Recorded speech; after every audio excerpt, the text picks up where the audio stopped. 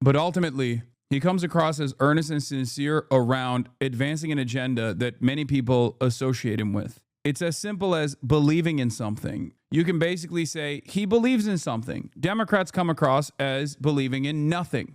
Republicans, on the other hand, also believe in something, right? They still have definable worldviews, even if we consider it to be evil, right? Democrats, on the other hand, oftentimes shy away from that. They think that's a failure. They think that's a bad thing to be defined by policies.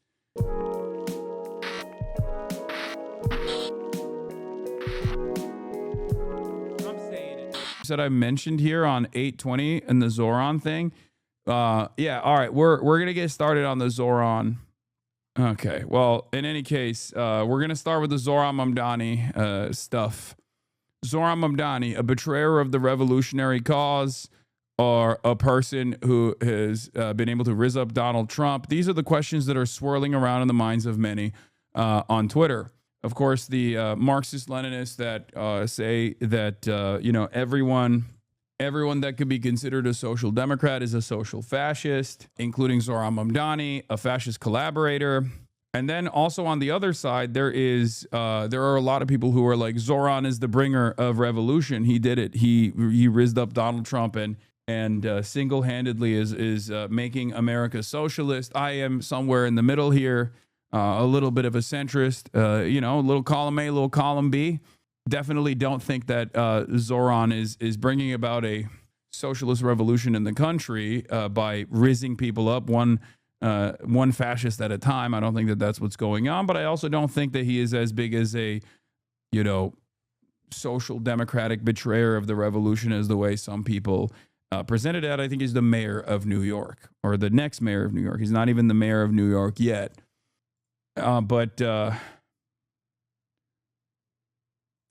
Yeah, there is a lot going on in the world, okay? There's a lot going on in the world, but let's take a look.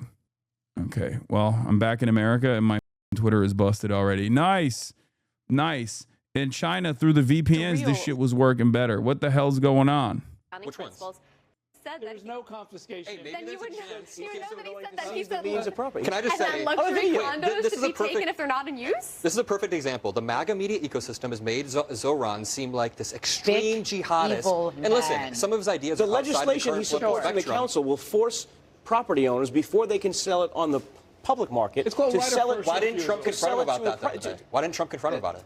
Why was Trump? He said it was his honor. Maybe he did. Yeah. But you know what Trump said? Trump said that we both agree on increasing the supply of housing, and that's going to. I'll tell you why it hasn't taken the socialism issue off the ballot, because Zohran Mamdani's own party is facing a challenge. Because not just is Hakeem Jeffries facing a challenge from a socialist, but you have Jerry Nadler retiring and socialists running for that seat. You have Dan Goldman facing a socialist challenger. You have Grace Meng facing a socialist challenger. All these members of the House, there's probably 4 or 5 of them, are facing socialist challenges. Although, I guess we should know that Mamdani has explicitly come out against a challenger. And this is why I give him credit. This is why I give him credit, because he has the most to lose. He spent last night basically telling his own DSA members not to support a socialist against an establishment Democrat. Now today he's out there, chumming around with Donald Trump. He has a lot to lose on this, and I give him credit for doing the right thing. Let me ask you real quick on Lee Stefanik. She had a response to all of this. She says, we all want New York City to succeed, but we'll have to agree to disagree on this one. If he walks like a jihadist, if he talks like a jihadist,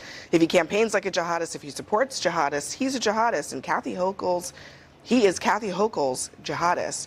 If you're Lee Stefanik tonight, how do you feel? Because I'm not sure that works. I don't think, anymore. No matter what, she ain't going to take her foot off the gas. I mean, she's going to go after him.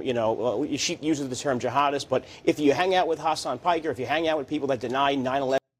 Yeah, famously, I am also a jihadist. Thank you, bald Staten Island Republican dipshit. Yeah.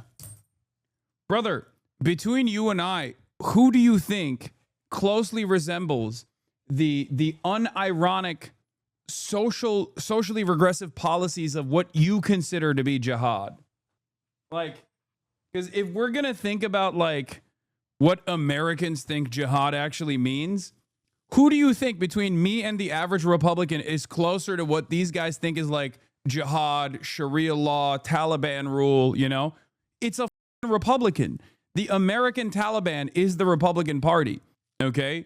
Repression of women, denying them their bodily autonomy, like every single thing that these dipshits advocate for on the social front, while they simultaneously claim it is people like myself or Ilhan Omar, even Zohran Mamdani, that are, doing Sharia law, doing jihad, they are the ones who are unironically advancing the concept that is infinitely closer to jihad or Sharia in the United States of America. Okay? Like what they suspect is what jihad is. What they suspect is Sharia. It's very stupid.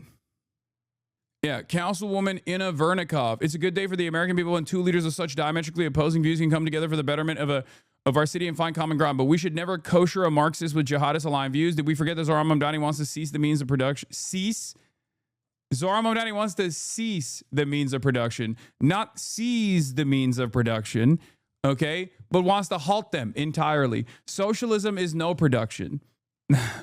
Awesome. I swear to God, the average IQ of an American politician is less than 0, okay? They found, like, in order to be a politician, you could be like here's an example of this. You could be like you could go to Oxford. You could be a Rhodes Scholar. But in order to get up there on that stage, in order to become a successful politician in America, you have to literally slam your head with a frying pan over and over again until your brain is leaking out of your ears. Okay? And the greatest example of this, of course, is the what's his face? Kennedy from Louisiana, a Rhodes Scholar who runs around like Foghorn Leghorn or whatever that thing is. Oh my God! Tonight on the third night of Hanukkah, I'm at the.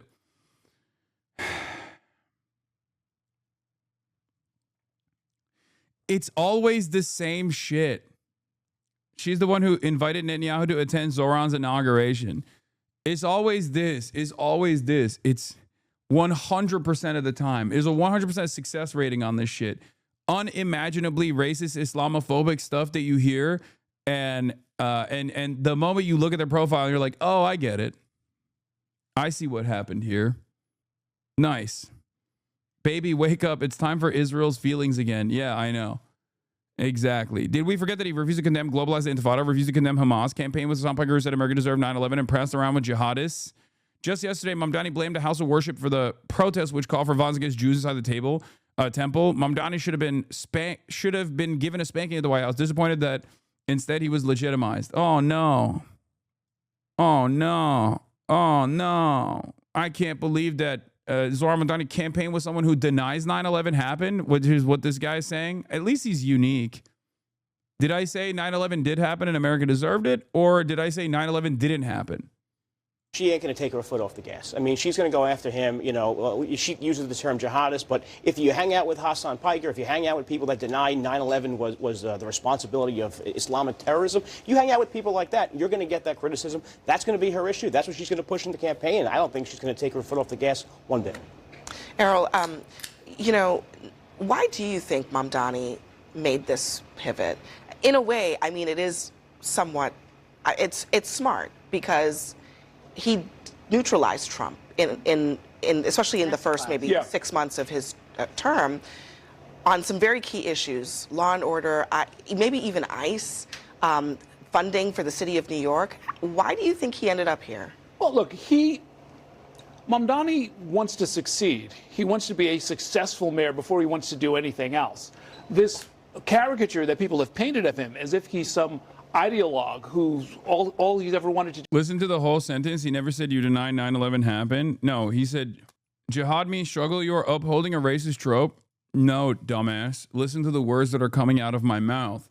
I said their conception of jihad, which is a false conception of jihad, or their conception of Sharia. Okay? Who do you think is closer to their understanding of jihad and Sharia? Listen to my words. I'm not saying this is the appropriate. I'm not saying that this is the appropriate understanding of what jihad means. Now you are, yes. No, you moron. I said it in the beginning. It's not my fault that you are incapable of hearing what I'm talking about. Before you didn't? Yes, I did. You're actually wrong. And not only are you wrong, You're being annoying. You're wrong and annoying. It's the worst combination. I did. Stop trying to woke scold. It's your fault that you didn't hear what I was saying. It's not my fault that you didn't hear the full statement. Yeah. If you subscribe, you can actually use the rewind function and go back and listen. Okay? The Piker Broadcasting Service is sponsored by you, the viewers, for you, the viewers. If you subscribe, you can actually use the rewind function on your desktop, as a matter of fact, for $8 a month or for free. Or is it $7 a month? Or for free with a Twitch Prime by connecting your Amazon Prime account to your Twitch account. The Piker Broadcasting Service is sponsored by you, the viewers, for you, the viewers. Do is implement this ideology. He's been in office for 5 years. That is not at all what has happened. We've seen what socialist incumbents have done. If you look at Alexandria Ocasio-Cortez, they have not ended the social order. They have not overturned capitalism. Bernie Sanders has been in office for how long? He's given the same speech for a generation. I'm going to... They're a minority within the... Hasan, show me your legs, daddy. Hasan, I'm going to rape you, bitch. That's a weird... That was a weird jump off. I mean, it was like weirdly horny from the start, but... Cool. We're back, baby. We're back. Back in the United States of America. You know what I mean? I mean, enjoy the site-wide ban, I guess. I don't know why you would put that out there, but I guess it's a sock account created following since. Welcome home, brother. Yeah. Classic Zach Rar follower. Yeah, we got some lunatics in here. Democratic conferences, they're still a minority. Zohran didn't pass any legislation. Doesn't mean he didn't propose and push socialist principle attempts legislation. to terrify the public over people because they have the socialist word somewhere in their ideology, somewhere on their website. It just doesn't work. We just put it to a vote in the biggest city. We had record turnout. Yep. We put it to a vote. And that's the problem. It didn't work. It was put to a vote in the biggest city, but I bet you Abigail Spanberger couldn't run as a socialist. I bet you Mikey Sherrill couldn't run. Mikey Sherrill couldn't run as a socialist. So the Democratic Party is fully beholden to socialism. No. I'm saying the Democratic Party doesn't know who it is, as evidenced by the point that I just pointed out. There's 6 members of New York being primaried by socialists. You think the Republican Party knows what they are right now? There's a lot of momentum in New York. Today is an illustration. Today is an illustration. I don't know why they stream out of the Food Network kitchen. I always find that strange. But anyway, I miss China. Can you go back like now after reading and hearing that? I think it's a sign for you to go back. I mean, no, I do miss this. I do miss this struggle. Okay. I do miss this battle. I do miss this struggle a little bit. I'm glad to be back. I'm excited to be back. Budget cuts hit CNN hard. Yeah, they're talking about kitchen table issues on a kitchen table. I guess that's what it is. Meeting with President Trump at the White House. Mayor-elect Zohran Mamdani is back home, and he's sharing more insight on their conversation and standing his ground on some criticism of the president. Jenna DeAngelis has more.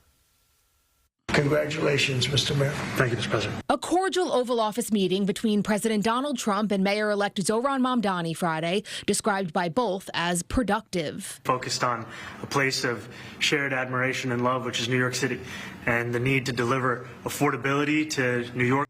Yes, dealing with the chatters is my own personal jihad. That's what it is, straight up. That's what's going on. Don't get it twisted. I say politics is depressing and hopeless. Time to become a travel blogger and go back to exploring China. No, it's depressing. It's hopeless. But also at the same time, we do it nonetheless. And the reason why we do it nonetheless is because there is a lot of avenues of improvement, and we're experiencing said improvement. So at a time when, you know, the American political landscape is shifting and is changing, I think it's silly to just like take a sidestep. You know, do you feel betrayed by Mamdani? No. I am going to go back to my OG sentiment, as I have said, even while he was campaigning, which is that politicians are not your friends. Politicians do politics. Okay, put the policy in the bag, little bro. That's it. Put the policies in the bag, little bro. I expect to be helping him, not hurting him. A big help, because I want New York City to be great. On Sunday, during his first appearance back home, Mamdani said he was feeling good. Too often, when two politicians meet, the conversation rarely extends beyond them. And what we found instead is that this was a conversation that was productive. The mayor-elect speaking to reporters outside a Bronx church where inside he preached his priority, a more affordable city. And to do that work means to work with anyone, so long as the work that we do is the work to help this city and the people that call it home. While the two appear to be putting aside their differences after months of trading insults, over the weekend, Mamdani didn't shy away from past criticism or... Yeah, I mean, he's the president, okay? Fascist or not, he's the president. And we do not have the organization to like militarily resist a fascist government. I don't know what the expectation is here. Like the notion that he's supposed to go up there and be like, you, you, Donald Trump, suck my dick. Like, no, of course not. You have to play ball. And for people to turn around and say, oh, well, you guys had a lot of words to say about Kamala Harris running around with Liz Cheney. Yeah, Kamala Harris personally chose to offer a platform to Liz Cheney. Liz Cheney had no motion whatsoever amongst the Republican base of support. That was more beneficial for Liz Cheney than it was for Kamala Harris. And I cannot believe that people are still making these sorts of comparisons. That was bad politics. This is necessary.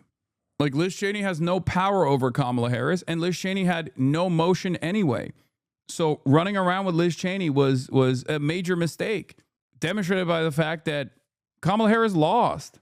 In this circumstance, you have to look at the position that Zohran Mamdani has and the position that Donald Trump holds. And in this circumstance, this meeting is more beneficial for Zohran Mamdani than it is for Donald Trump. This has been my main issue. They were 1,000 times more organized in 1919 than we are today, 10,000 times more serious than we are. We are cooked, and any leftist who thinks we could usher in socialism at this time is either 1, blind, 2, stupid, 3, both, or 4, a counter-revolution who's just trying to show that they're determined. The other leftists. You have to organize within the material realities that you have, not one where you wish, not material realities you wish we had. Okay? You're laughing and saying 1919, but it's true. There was a much more robust response. The socialist left, communist, trade unionist, labor militancy that was actually winning success through labor militancy. We don't have any of that stuff right now. There is nothing that you can do. It doesn't happen overnight. You have to like lean into it. You have to normalize it. You have to organize around it. And eventually, if the opportunity is there, then you have to move. You can't do that right now. It's just, this is something that I have talked about quite a bit. In order, if your goal is to build a mass line or a popular front, you have to go where the masses are. And the masses are self-identifying liberals for the most part, especially in this country. There is very little class consciousness. That's it. Clarifying this unexpected moment. Are you affirming that you think President Trump is a fascist? I've spoken about... That's okay. You can just say okay. Yes. Okay. It's easier. It's easier than explaining it. And that's something that I've said in the past. I say it today. And I think what I appreciated about the conversation that I had with the president was that we were not shy about the places of disagreement. A place of agreement, public safety, and the decision to retain... Dude. This is so funny, but this is the real horseshoe, like unironically. The take you're not ready to hear, this is unironically what the median voter sees. Mamdani in the center left, Trump on the center right, Kamala Harris on the far left, Liz Cheney on the far right. I'm not, like, this is unironically the reverse centrist horseshoe, but it is closer to the median voter. This is a truth nuke, okay? This is closer to the median voter's understanding of the world. I swear to God, because it's mostly primarily vibes based. Okay, it is primarily vibes based. This is not correct politically. Okay, but it is primarily vibes based. You need to understand that. You need to understand that. This actually corresponds to polling on the matter as well. A part of the reason for why this is primarily vibes-based is because the American voters' understanding is completely out of whack. They don't analyze things. They don't analyze the left-right dynamic in American politics by looking at policies. It's not grounded in ideology. It's grounded in vibes. And not only that, but also it's grounded in like the heterodox... It's grounded in like heterodox thinking in general. People see people see Kamala Harris as like an extreme leftist because the way that Kamala Harris has been positioned, the way that Kamala Harris has been propped up, the way that Kamala Harris has been talked about is that she is a radical when it comes to social policies. It's not even true, but she is defined by, one, being a black woman from San Francisco, right? Being a black woman from California. And that automatically makes a lot of people go, oh, you're so radical. And then two, it's because the most tangible policy position that she was mapped to, that she was anchored around, was that she wanted to do transgender bottom surgeries for Guatemalan migrants in immigration prison, okay, in immigrant detention facilities. And although that is a policy that both the Trump administration has continued and the Democrats have continued as well, because it's just like rendering medical aid to people. And obviously it would be ridiculous not to do that. And it's such a marginal issue that no one actually gives a shit about it unless it's like highlighted. The reason why Bernie doesn't get hit with that same beam is because Bernie is definable by policies that many Americans actually want. Okay? On the left flank of American politics, people go, yeah, I want Medicare for all. What the f***? That seems good to me. Okay? So they think that's a reasonable, moderate position. Okay? That's number one. Number two, Bernie is not hit with the culture war beam as much because his policies, and the same goes for Zohran Mamdani, who is even more woke than Bernie Sanders. Why are they not seen as like as extreme on the left? Well, the reason why they're not seen as extreme on the left or have higher degrees of favorability is because they are identified by what they can do for the population, what they want to do for the voters. And those things that they're identified by are sound, reasonable, modest proposals that are simply expanding on pre-existing social safety nets. Okay? My point always has been that if Kamala Harris, for example, ran on identifiable key policy prescriptions to the ailments that many American working class people are experiencing, then ultimately it would have been much harder to present her as like a silly, crazy person who only cares about woke. You can't lie to me. It's just popularity makes you a centrist. I mean, this also is stupid because like being a centrist is considered the good thing here. Okay? Like there is a higher value associated with like centrism. This isn't even correct. I think most Americans basically see a couple key policies that they appreciate, and they make up their mind on whether they like it or not. And also heterodox thinking as well. When I was at Zohran Mamdani's rallies, the crowd can do a call and response to his top policies: freeze the rent, make buses fast and free, make childcare free. The only other time I've heard that where people are able to call back to signature policy is President Trump's build the wall. That's about more than just showmanship or social media. It's about rooted in a value that people can easily identify and trust you on. It's two electeds who treat politics as a collective action rather than a game played top down. My take on Zohran Trump, and instead is spitting here. Okay, this is what I've said over and over again as well, right? If you are definable by key policies, then people can't put words in your mouth because you can always go back to that. You can always go back to that. You can always go back to, you know, the policies that you want to be defined by. The closest identifiable fixture of both of these guys is that they are populists. Okay, one is a fake right-wing populist who really focuses on winnable culture war issues that they're constantly propagandizing over, and also redirecting the attention and anger and animosity that the average working class person feels back to marginalized populations, a sloppulist, if you will. Whereas the other one is a left populist who recognizes that the real solution is economic improvements. This is something that I have said over and over again. Now, of course, oh shit. Had the remix. This was Zohran. Hold on, let me see if I can zap this. Okay, good. Oh shit, no, I can't zap the whole thing. You forget that $3 billion in their account diff? Stop using populist wrong? What do you mean? I hate people using the term populist. A populist isn't someone who is popular. What? I'm not saying that a populist is someone who is popular. What are you talking about? A populist or populist policies are policies that populist is anti-democratic.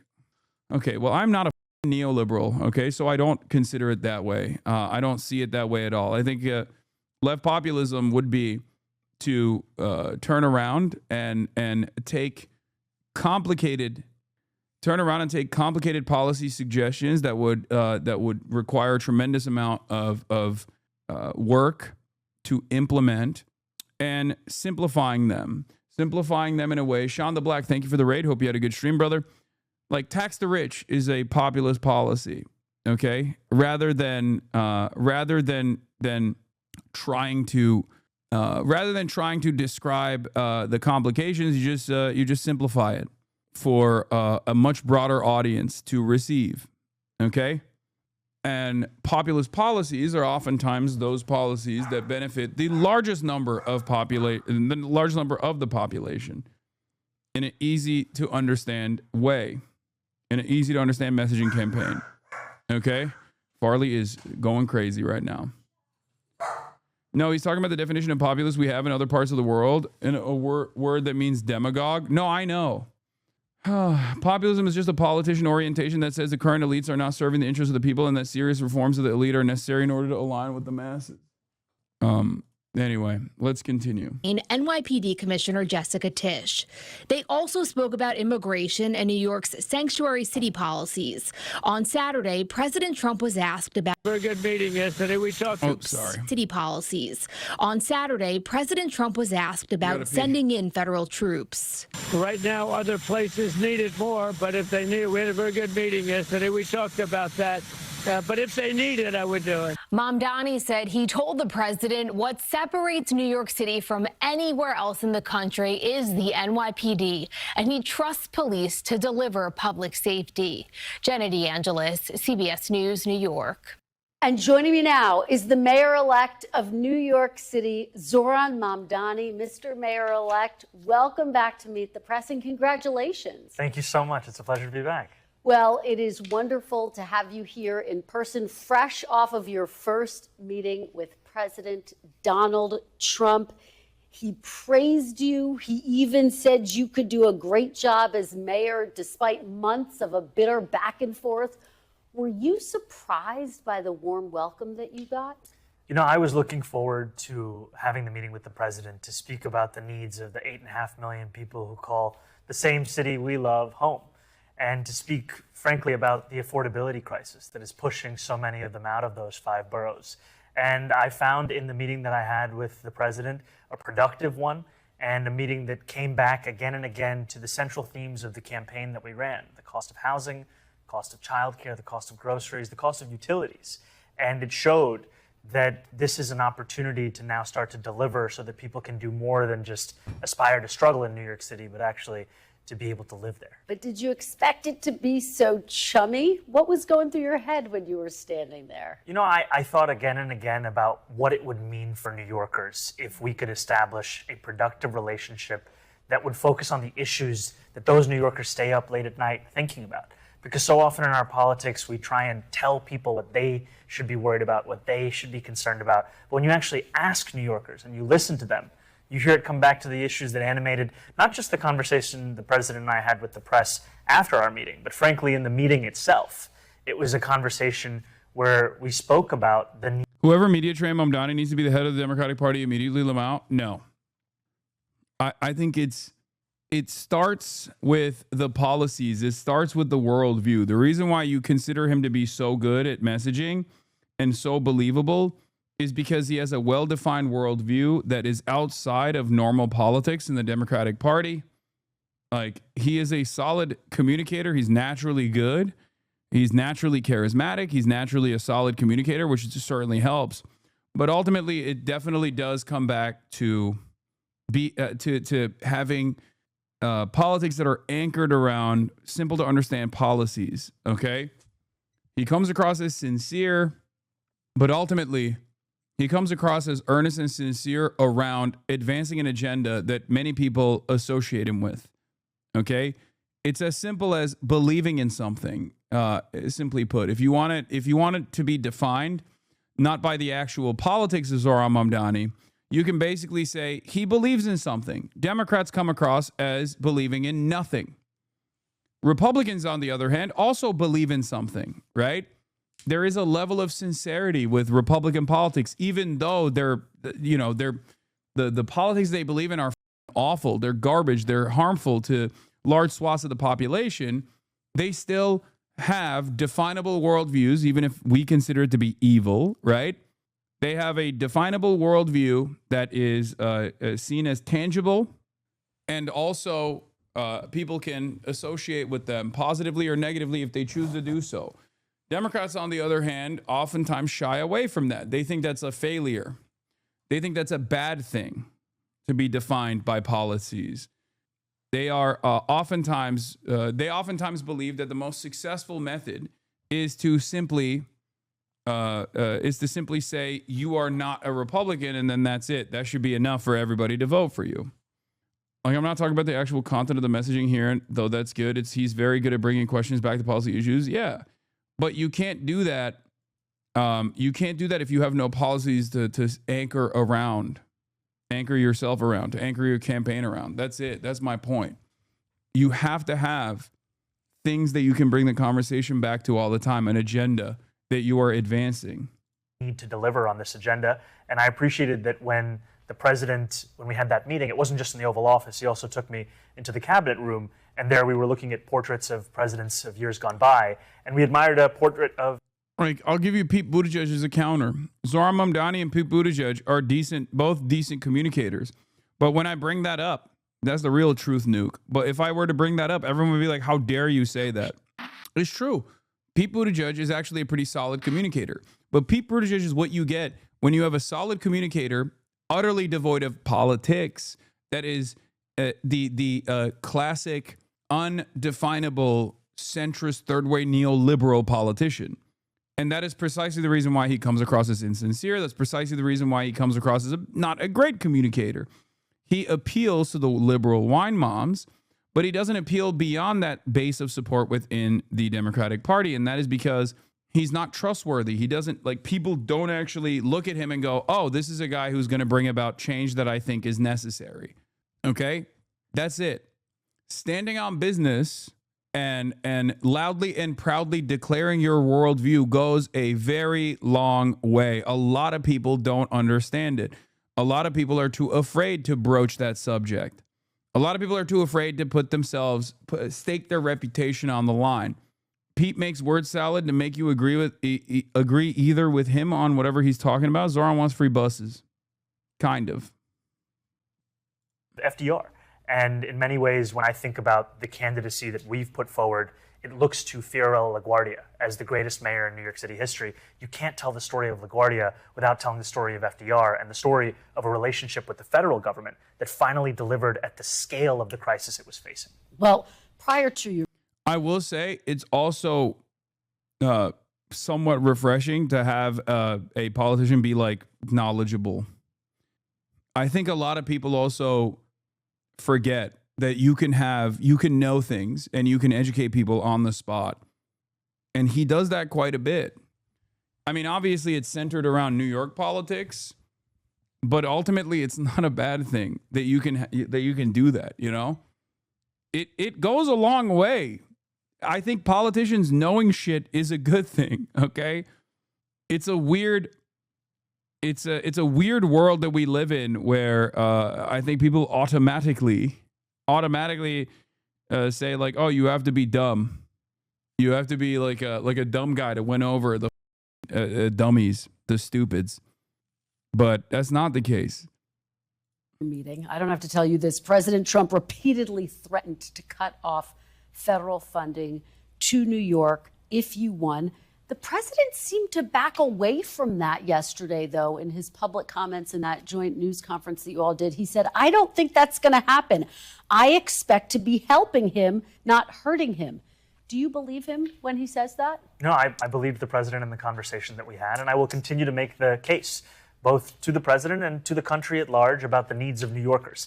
Because what I found, frankly, is that New Yorkers have grown tired of being asked to believe in a system that has delivered very little for them. They're tired of a politics that expects everything from them while delivering little. And what they want now is a politics that can see the scale of the crisis in front of it and actually start to work together to deliver on that crisis. You know, you ran a campaign, though, saying that President Trump had not delivered on his promise of affordability. Did anything that happened in that meeting make you think, yes, he can deliver on that promise for Americans, for New Yorkers? Well, I spoke to the president about the fact that while our campaign technically began on October 23rd last year, for many people, they became aware of it after the president won his election.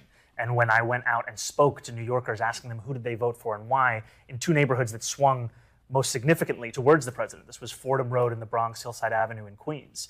And I shared with the president that when I asked those New Yorkers why did they vote for the president, they told me again and again it was cost of living, cost of living, cost of living. And when the president and I were speaking, we were speaking about what is preventing from delivering on that affordability agenda. Sometimes it's a lack of taking on the broken system that we have, and I spoke about in New York City, for example, zoning regulations. We spoke about ULURP. This is a process by which you either approve or deny zoning changes that are made in New York City. We spoke about the need to change so many of those situations such that a developer doesn't tell you the thing more expensive than labor or materials is waiting. And we also spoke about the importance of understanding what it is that hurts New Yorkers in their pockets. It's their rent, it's their childcare, it's their utilities, and it's their childcare. Because the childcare, I say twice, because it is the second highest cost after housing, $22,500 a year for a single child. Well, let me ask you about the other threat that we heard from President Trump to send troops to New York City to address issues of crime and immigration. Does it bug you that Zohran is too on message sometimes? No. We've seen him do this in other major cities. Did you get any assurances in your meeting, Mayor-elect Mamdani, that President Trump will not send troops into New York? I told the president that the cornerstone of an affordability agenda is public safety, and that it is critically important to me. And for all that has been said and all that has been spoken about, and the tens of millions of dollars looking to make New Yorkers fearful of that question, the truth of it is, in fact, that I'm looking forward to working with the NYPD to deliver on that. And I shared with the president that my decision to retain Police Commissioner Jessica Tisch is in large part a recognition of the fact that in her time leading the NYPD, she has driven down crime across the 5 boroughs while starting to uproot corruption. This is my least favorite part about like all the things that he's done so far. Not only because like Tisch is a ultra Zionist, but also I think like getting a police commissioner that is on board with your worldview, or at least like much closer to your worldview, is a much better way to deal with it. But I think that it's a miscalculation. I think it's a miscalculation overall, but that is the real reason why a lot of people are souring on Zohran Mamdani. I'm not one of those people that says like, oh, this is, you guys don't want someone to actually govern and legislate. You're being silly and childish. I think that's an understandable area of concern. I think it's a totally valid criticism. I think his answers on that were really bad leading up to the election, and I was a lot more forgiving because there was an election in that situation. But like the Jessica Tisch thing is part of the reason why like even Trump was more comfortable associating with Zohran, apparently, saying like, oh, well, he kept Tisch on. Can you ask your viewers to join ICE just to be really incompetent so they slow down ICE? No. You cannot get rid of any Tisch in New York. It's akin to thinking you can just say F you to the president. No. You're the mayor. Don't be crazy. I do think Tisch is bad, but he's overruling her already and abolishing the Strategic Response Group, which is a major demand of police reformers. Yeah, I'm just saying, like, we'll see what kind of friction takes place if Tisch wants to remain the head of the police in New York and lead the NYPD, or if she just starts undermining Zohran's agenda to the best of her ability. And she will have a lot of power to do so, at which point the friction will lead to the contradictions will inevitably have to be resolved. That was endemic in the top echelons of that department under Mayor Adams. And I'm going to follow up with you on your decision to keep Commissioner Tisch. But to this core question that I think so many New Yorkers are curious to know the answer to, What did President Trump say to you? Did he assure you he will not send troops into New York? He told me that he cared deeply about public safety. I said I cared deeply about the same. But did he say he wouldn't send troops? What I told him is that what separates New York City from anywhere else in the country is we have the NYPD. And I trust the NYPD to deliver public safety. And to me, that is something that I know that they can do, that they have done, and they will continue to do under my leadership. So he didn't rule it out in your meeting? I made it very clear what we wanted to do was to deliver public safety and affordability, and the NYPD would be the ones to do so. In that press conference with President Trump, a reporter asked you whether you believe that President Trump is in fact a fascist, a word that you've used in the past. This is another, I don't think these are as bad, these are not bad questions, chatters. Controversial opinion, but when you have someone that's outside of like the regular political ecosystem, these guys end up asking really good questions. I don't think this is a bad question. I think it's a good question. I'm glad that he's being interrogated on this stuff because he is he's been notoriously evasive on this stuff.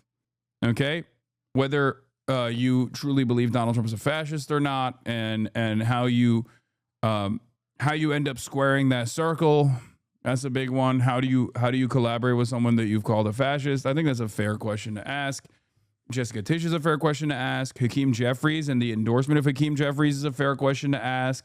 Especially considering that, you ran on uncompromising anti-Zionism only to turn around and be like, no, Hakeem Jeffries is the GOAT. He's my GOAT and I love him.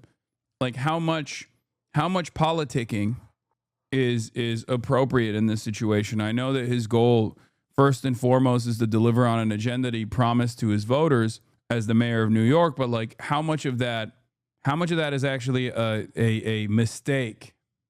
Past. You were about to answer. Then President Trump sort of jumped in and he said, quote, that's okay. You can just say yes. It's easier than explaining it. So, Mr. Mayor-elect, just to be very clear, do you think that President Trump is a fascist? And after President Trump said that, I said yes. And so you do. And that's something that I've said in the past. I say it today. And I think what I appreciated about the conversation that I had with the president was that we were not shy about the places of disagreement about the politics that has brought us to this moment. And we also wanted to focus on what it could look like to deliver on a shared analysis of an affordability crisis for New Yorkers. You've also said in the past that President Trump has engaged in a, quote, attack on our democracy. You've called him a despot. Do you still believe President Trump is a threat to the democracy? Everything that I've said in the past, I continue to believe. And that's the thing that I think is important in our politics, is that we don't shy away from where we have disagreements, but we understand what it is that brings us to that table. Because I'm not coming into the Oval Office to make a point or make a stand. I'm coming in there to deliver for New Yorkers. And a few weeks ago, I was asked by a reporter 3 words to describe myself. I said, New York City. And that's what animated that conversation. How do we deliver for the people of New York City? Fascism is a bit more than a disagreement. Yeah, but do you have... Dude, he is the president, okay? As long as you're not conceding to the president, you're gonna have to demand that he doesn't cut funds if you're the mayor of New York, okay? Not only is he the president, but he's also threatening military occupation of the city that you're supposed to be the mayor of. And on top of that, he said he was going to treat New York City like it's Cuba, okay? Like, in that situation, considering that you're a part of the government in this day and age, and the way that the situation currently works, you're still very much a part of the government. Am I kind of wrong for looking at Zohran a little sideways right now? Just a little? No, it's understandable. I think if you're the governor, you have a lot more amenities or you have a lot more power. But if you're the mayor, I see that as like a little bit different, you know? But yeah, of course, it's okay to be critical. It's okay to be critical. By this logic, should every Democrat be more friendly to Trump? It depends. It depends on what position they occupy and what the president has said about them, or what the president has said they're going to do to the city that they're a part of. Because, like, first of all, Democrats already play ball with the president a lot more than they should be. I think the major criticisms that I have of Zohran so far is the Chi Ose counter, like right out of the gates. I disagree with that. I understand where he's coming from, but I think it's a miscalculation. It's a misstep. And I think Hakeem Jeffries is going to, whether Zohran is nice to him or not, always going to undermine the left flank of the party. That's his position. That's number one. And then number two is the Jessica Tisch thing. Okay. I don't really care about him. I don't really care about him like going and talking to the president and seemingly coming across as like chummy in this interview, especially when he's not backing away from any of his positions. Like so far, I think Trump is actually, like I said before, playing politics, appearing positively with Zohran, partially because he wants a little bit of that shine. Okay. And, because he did win on an affordability agenda, and Donald Trump knows that that's like a major thing that his voters demand of him. So he wants to seem more sincere on trying to tackle the affordability problems. And I think Zohran messaged around that very well. That's number one. And then number two, I think Trump wants to throw a grenade in the Democratic Party politics by coming across as more pro-Zohran. Coming across as more pro-Zohran actually it causes some level of instability within the Democratic base, or at least not in the base, but in the party structure, because you've seen establishment Democrats either refuse to endorse Zohran Mamdani or basically endorse him quietly at the last moment, like Hakeem Jeffries, right? Or even be antagonistic towards him and call him a jihadist and shit. Yehuda says, the biggest issue I had with him so far was saying that people should be able to pray without being threatened in response to a protest about a land sale. Very much Zionist capitulation that directly affected me and other protesters. Yeah, I didn't see what his response was to the synagogue protest that took place, but that was like classic. That was classic pro-Israel doing land sales and fundraisers for the IDF inside of a place of worship. It says a lot worse things about the Zionists in that circumstance than it does about the people protesting against it. The people protesting against it were doing something totally valid. And Zohran Mamdani, given his long history of anti-Zionist protests, absolutely knows what that looks like and absolutely knows who's in the wrong there. So any kind of capitulation to that shit is ridiculous. But I suspect that he probably wasn't as as upset about the protesters at all in the way that you presented. I didn't see it though. What did he say? Mamdani spokesperson Dora Pekic tells me the mayor-elect has discouraged the language used at last night's protest and will continue to do so in response to demonstrators outside of Pargi Synagogue who chanted death to the IDF and globalized the Intifada. The mayor-elect has discouraged the language used at last night's protest and will continue to do so. He believes every New Yorker should be free to enter a house of worship without intimidation and that these sacred spaces should not be used to promote activities in violation of international law. Yeah, I don't think the first part is even necessary. He's trying to do a both sides thing. But yeah, he's trying to do a both sides thing in this circumstance, which is so stupid. I mean, he knows better.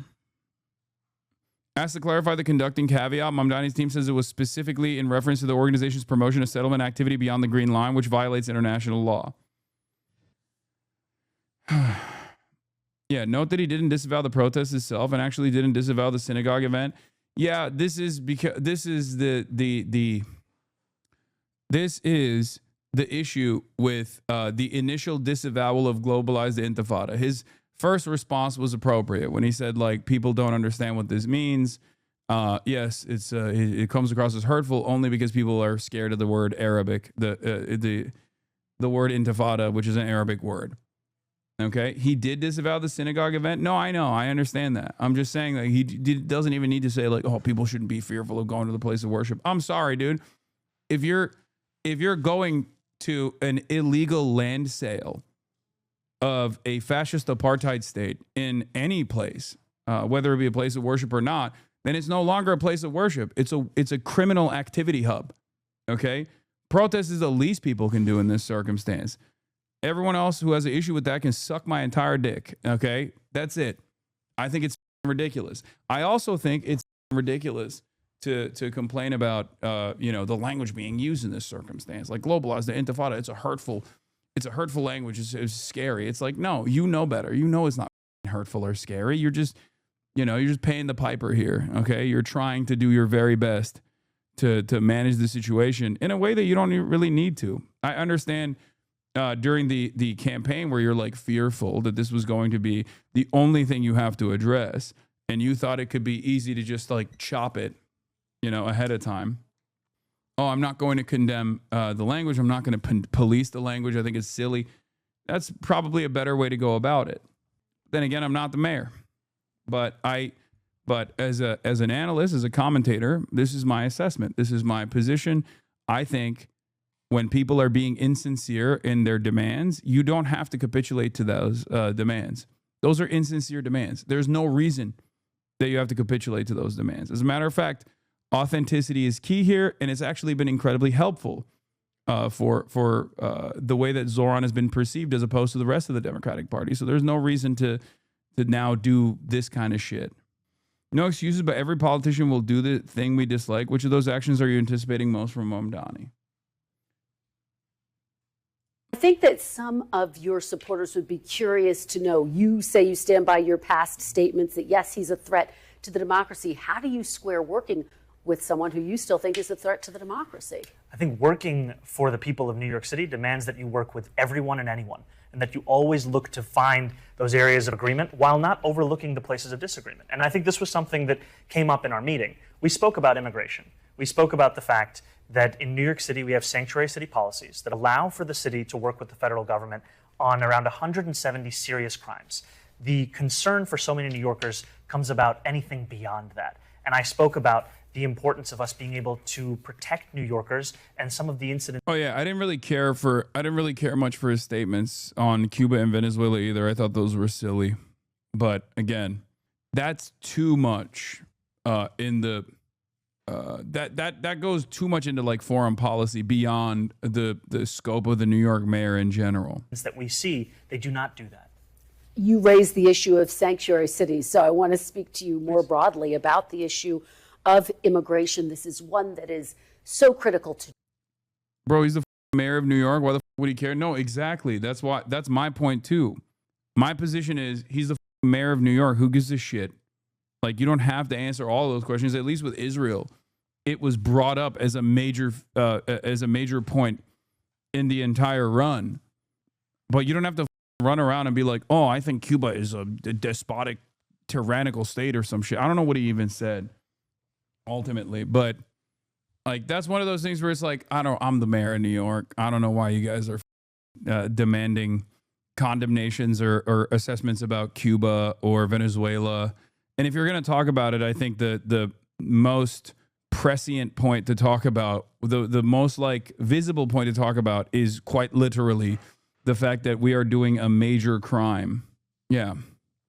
This is from last year. Representative McGovern is right. Cuba's electrical crisis is worsened by the embargo and their inclusion in the state-sponsored terrorism list. President Biden sent aid immediately and removed Cuba from the SSOT. The Cuban people cannot wait.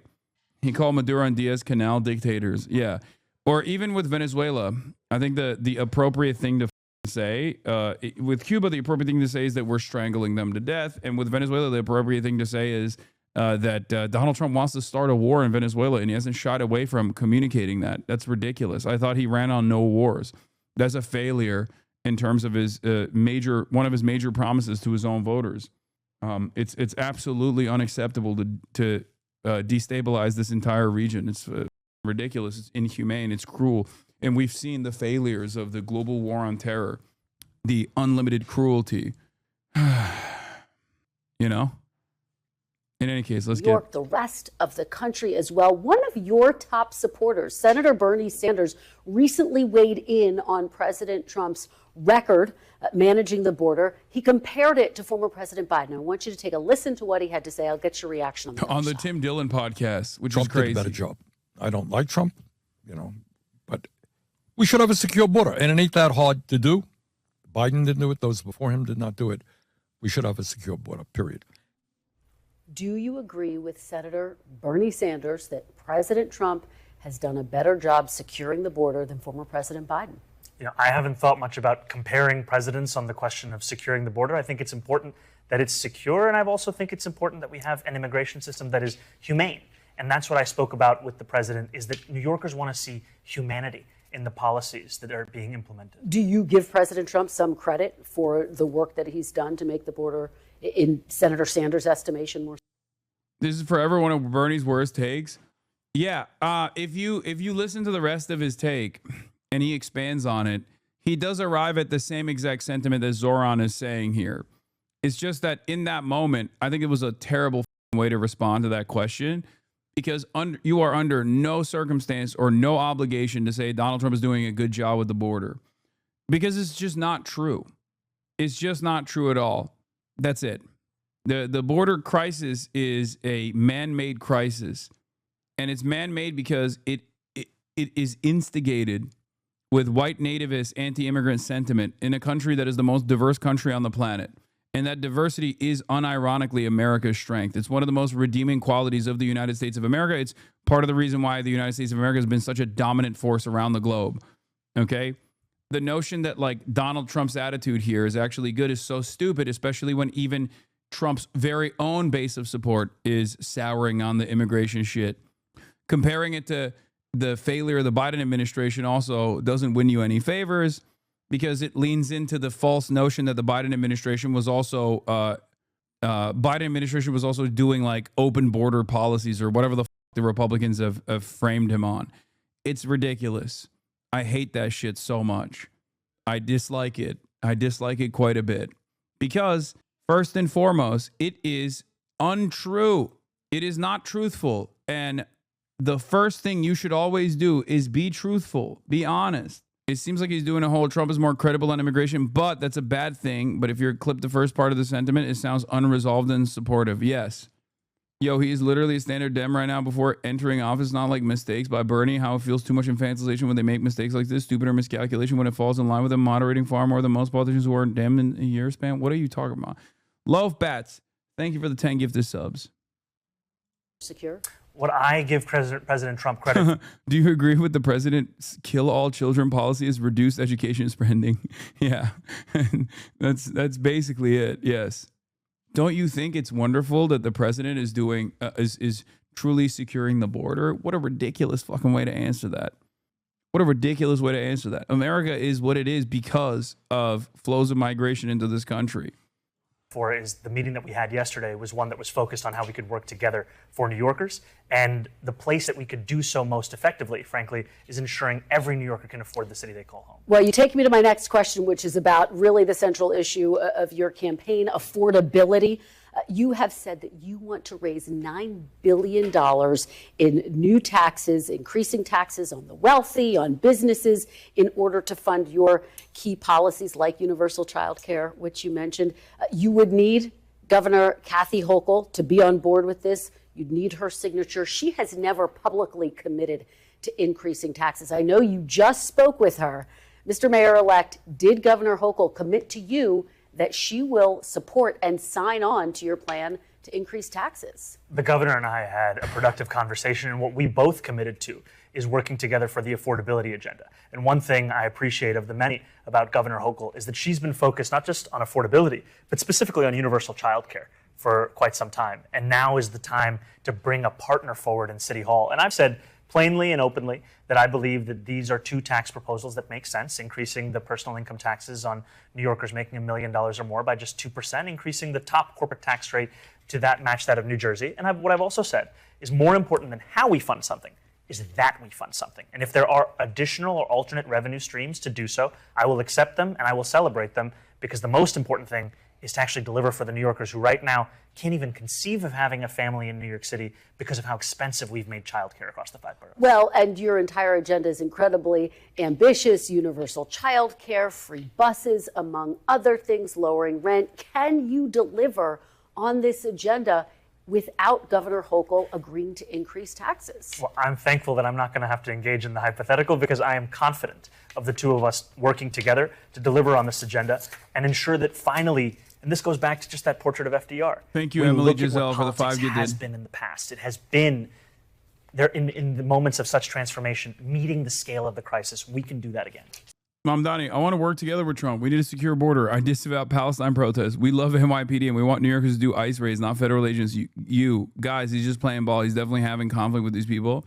I like that none of the things that you just framed there is accurate, whether it be my assessment or whether it be even the most negative associations with like what he has said thus far. Like he said none of that, and I said none of that. How can you watch something and be so off on everything? Are you watching just a totally alternative? Like, are you just watching something entirely different right now? What the f is going on? Like every part of this was ridiculous. I am saying that there are aspects of Zohran's statements that I am very critical of.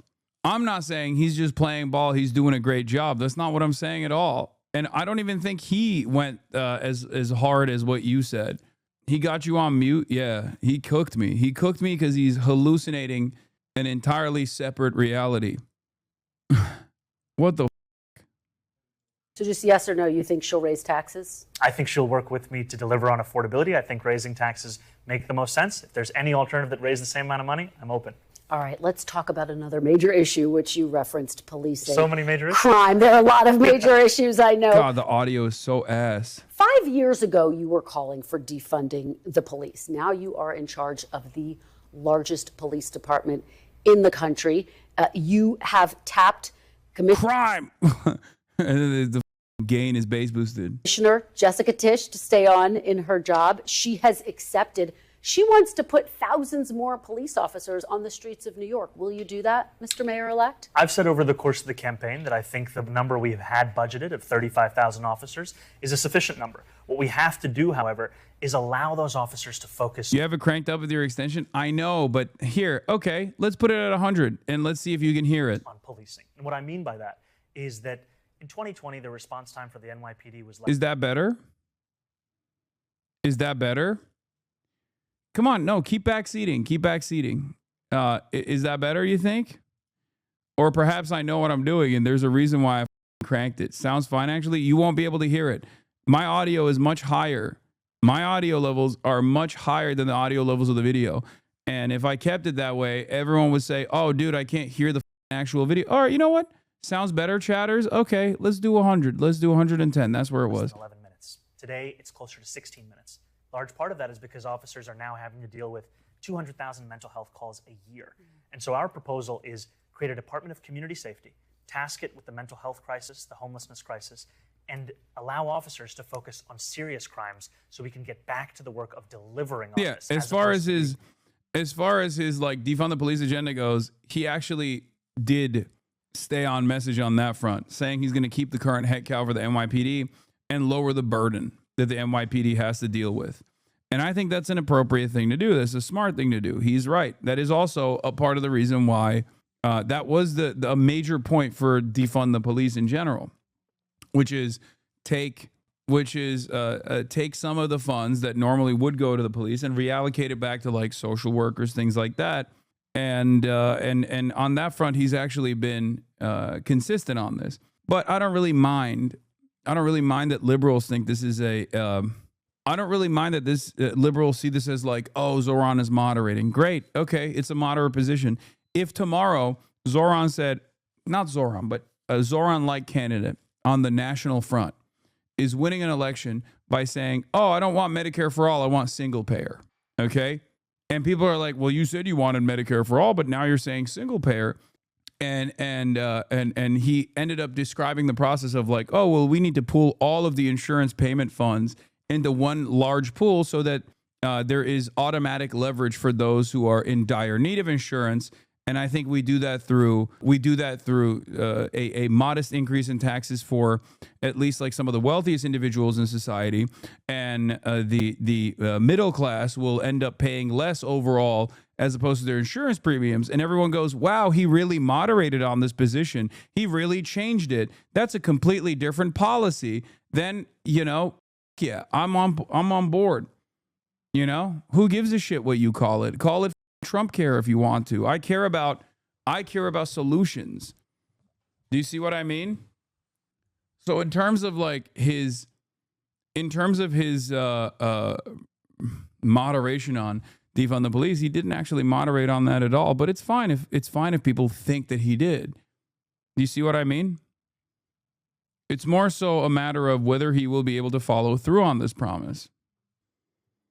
trapped in a political discourse without addressing the systemic crisis. But you know, violent crime is substantially down under Commissioner Tisch's watch. Do you acknowledge that her approach is working, and therefore do you need to listen to her when she says, I need more cops on the street? The reason I made the decision to retain Commissioner Tisch is because of the importance of outcomes. The fact that she has been able to deliver on rooting out corruption while lowering crime is something to be celebrated. And I think the commissioner and I have been very clear. Could you turn it back up? I'm washing dishes at work and it's loud as can't hear the video. Your chatters are ignorant. Don't worry, of course.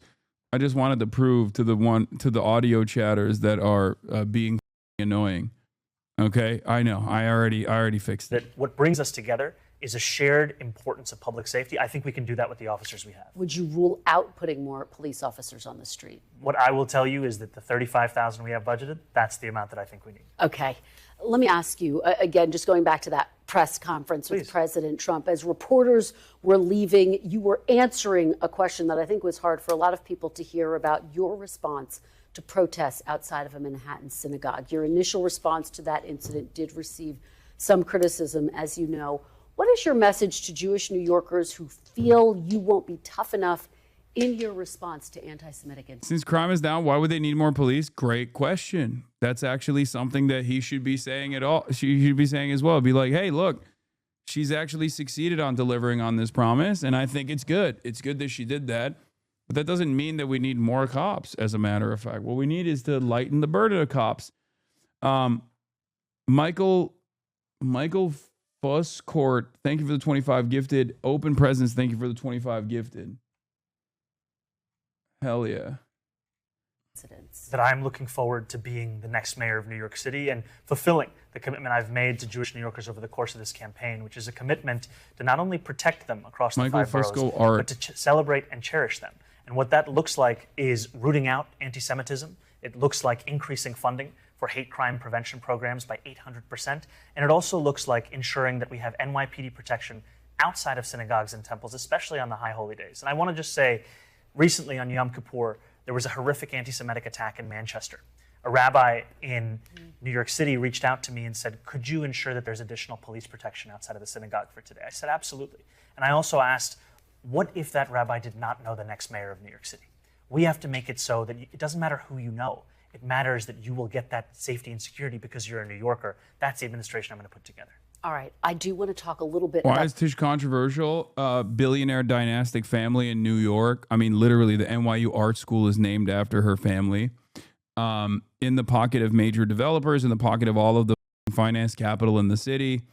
And on top of that, ultra-Zionist and a Trump supporter. Just like all of the bad things that you would not want in the person commanding the largest army, the largest police force in the country.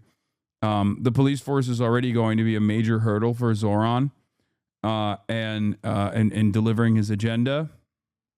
So, you know, she's just bad across the board. I think she is literally the worst part of Zohran's team so far, especially because he had every opportunity not to continue with her. And it probably would have been a clean break because it's totally valid for an incoming mayor to, because you're running against the outgoing mayor. Okay, you won against the outgoing mayor. That means you can also have every opportunity to say, yeah, I want a whole new team without much friction. A whole new team that actually abides by the promises that you made, that people voted for. You have the mandate for it, right? So if that's the case, when you have the mandate, it is the most opportune time to get rid of a potential enemy of your agenda without much friction, because it's like totally appropriate to do so. And instead, he basically defended her. Did she really reduce crime and corruption? I mean, crime rates are down. Violent crime rates are down. That is true. But that also holds against, that's consistent against national patterns as well. The future of the Democratic Party. A number of Republicans are casting you as the face of the Democratic Party. Mr. Mayor-elect, I wonder, do you think that Democratic socialists can win across the country in battlegrounds. Is it fair to call Zohran's mandate a mandate if 75% of New Yorkers didn't vote at all for a mayor? Considering that it was a heavily contested race with a former dynastic name in New York politics and Zohran still was able to achieve above 50%? Yes, absolutely. It's beyond a shadow of doubt that it is, yes, a mandate. And anyone who tries to act like it's not is coping. Okay? Record turnout. He defeats not only the Republican, but also the other Democrat in the race who still got a tremendous amount of votes. It is absolutely ridiculous. Yeah.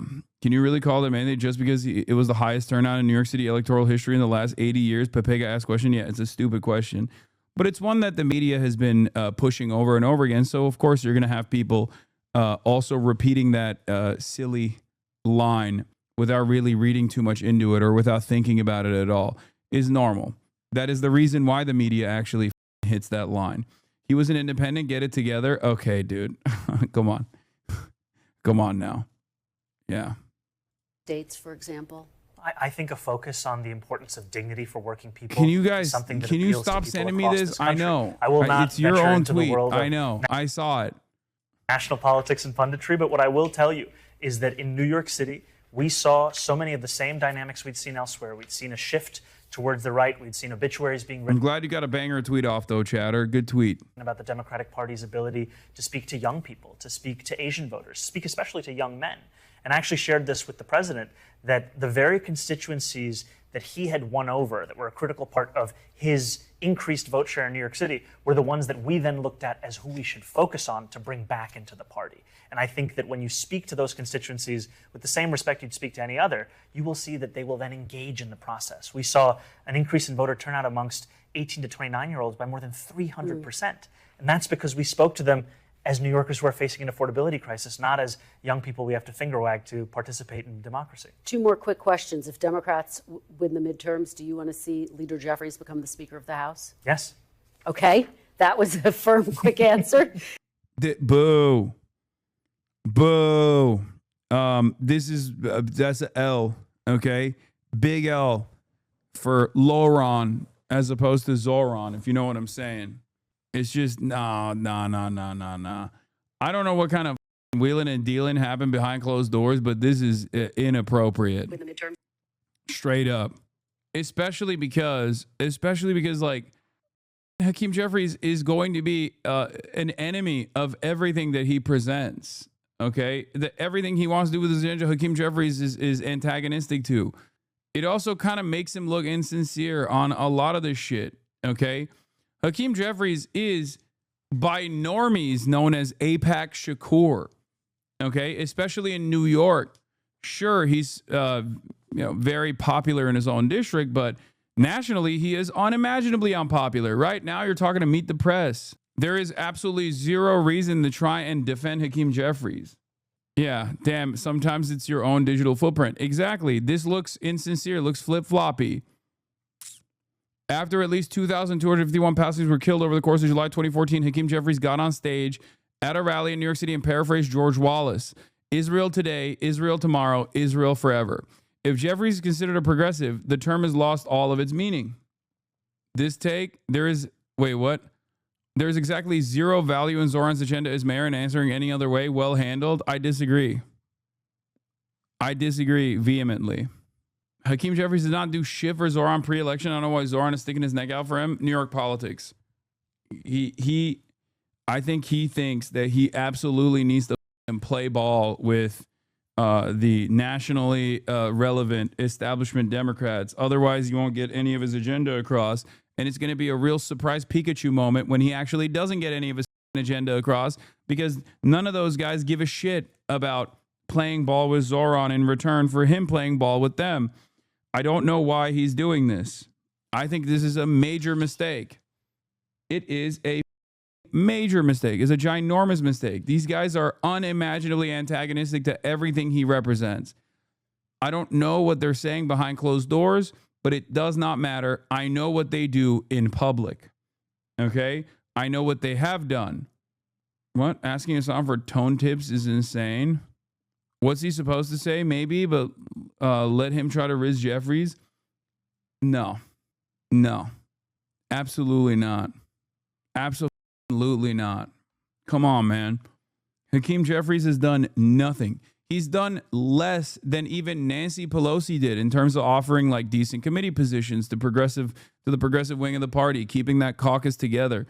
No shot. Hakeem Jeffries is as pro-Israel as like the average Republican. It's ridiculous.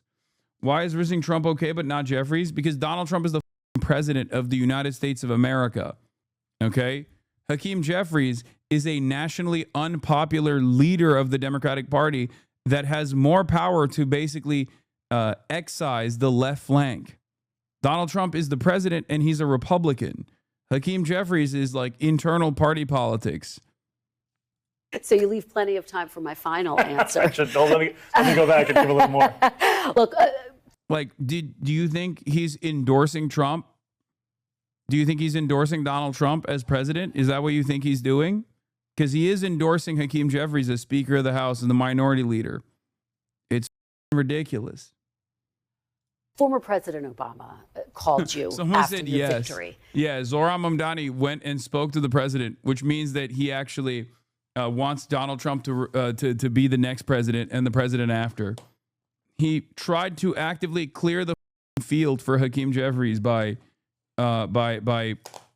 undermining and then actively petitioning against Chiose, running against Hakeem Jeffries. I think it's totally ridiculous. And he offered to be a sounding board for you as you take on this role of mayor of New York City. What advice did he give you about? And by the way, straight up, not supporting Chi and then going to the DSA meeting to say that DSA shouldn't support Chiose's campaign is not a good move. And he succeeded in making sure that the DSA, that Chiose could not field DSA's endorsement. As you guys probably saw already, should the citywide electoral working group recommend Chiose for endorsement for Congress in New York 8, got 46% yes votes and 52% no votes. I think that was a major mistake. A lot of the people, I read into this quite a bit. And a lot of the people that obviously could not participate in this voting process were the newcomers into the DSA. And I understand why there is like a system here at play that like the older DSA members obviously hold a lot more weight over where the organization can throw its weight around. This makes sense, right? Having said that, you have a fuck ton of newcomers that are joining the DSA because they like what Zohran did, which was unseat establishment Democrats. And then immediately they're met with, no, you can't unseat this establishment Democrat. Disagreed. She is an opportunist is what a lot of people are saying. And it's like, oh, well, he doesn't have the same level of bona fides within the DSA structure as Zohran did. Fair. Okay. Having said that, the goal here is to still ultimately have progressive, skilled communicators, unseat establishment Democrats that are antagonistic to the DSA. And if you think that the alternative is like Hakeem Jeffries, the alternative of Hakeem Jeffries maintaining his power and continuing to do whatever he has in his capabilities to destroy the left flank, then you're insincere. DSA in 2020, then quitting after a month and only rejoining again after Zohran Mamdani was elected is incredibly sus. Hey, stop barking. How to lead effectively in these years ahead. You know, one thing I really appreciated about the conversations I've had with the president have been the importance of what it looks like, not only to inspire hope, but to sustain it and then to deliver on it. And time again, that comes back to the city hall that you're putting together.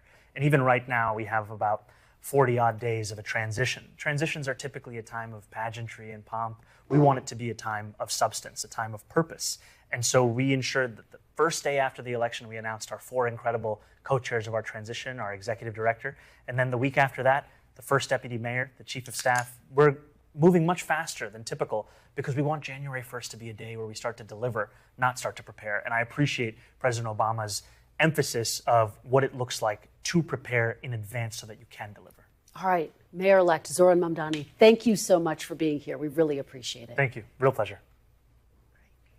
We thank you for watching, and remember, stay updated on breaking news and top stories on the NBC News app or watch live on our YouTube channel. Talk to me about how you figured out Trump's language. It seems to me like you use. I asked them why they did so. I can't hear shit. What is happening? Wait, oh, I don't know. Wait. Meanwhile, if you talk about... I can hear that, but I can't hear this. You guys can hear it, but I How you can't. figured out Trump's language. In this video. That's so strange. Single channel? Who's the audio pervert now? Yeah, but I have a forced desktop audio monitoring off. Yeah, I have forced mono on mine. Let me see. Get him talking about the issues. Yeah. I still can't hear it. I don't know. I do, yeah. I do see levels, but I that can't are hear it affecting for New York some City. reason. Talk to me about how you decipher. Yeah, I know it was his forced language. mono in the left ear, but it's a forced mono so you can hear all of this.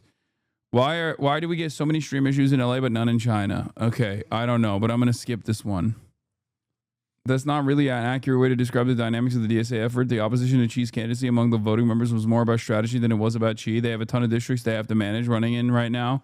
They're stretching themselves thin, as is without a leader's race. No, I know. I understand that. I'm not oblivious to all of that stuff. I mentioned all of this stuff when covering whether the DSA would endorse Chiose or not. I think it's good to focus on a nationally relevant campaign like this. Do you think she could realistically win that race against Jeffries? I think it would be an exhaustion of limited resources, but as long as there's an opportunity there, I think it would have been the appropriate thing to try. I don't think it would have defeated the leftist momentum as aggressively as people who are running scared thought it would. DSA goals to move New York State. In any case, let's move on. Hasan Reaction is one of the best ones in the React channel.